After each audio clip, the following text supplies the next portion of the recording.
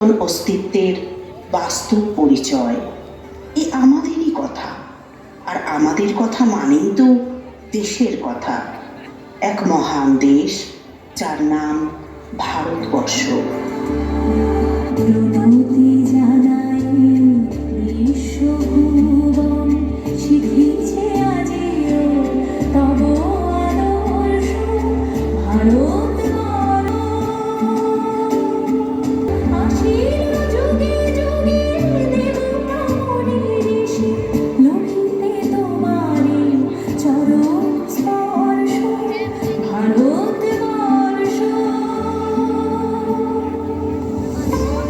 ভারতবর্ষকে দেবভূমি বলা হয়।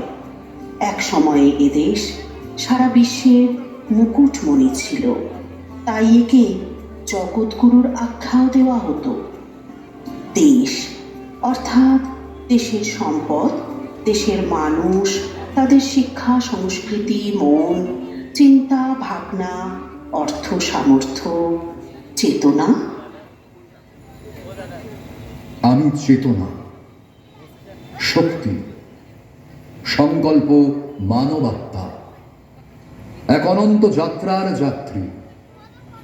অবিরাম এই যাত্রায় চলেছি যুগ যুগান্ত ধরে। কোথা থেকে কোথায়?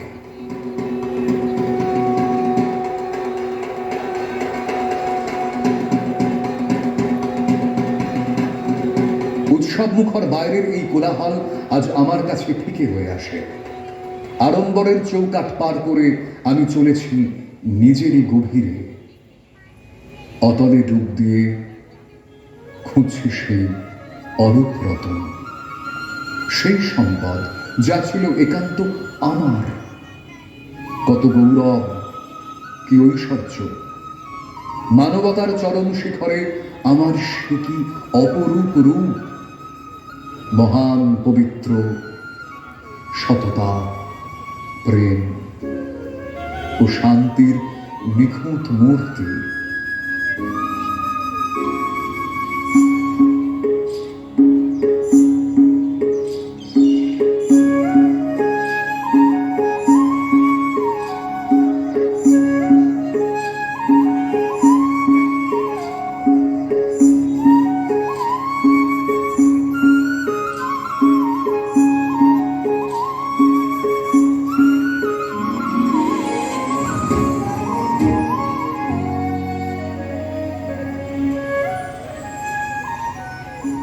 আর আজ কালচক্রের যাত্রাপথে কখন যে আমি মলিন হলাম, নিজেরই অজান্তে কখন সেই পরশ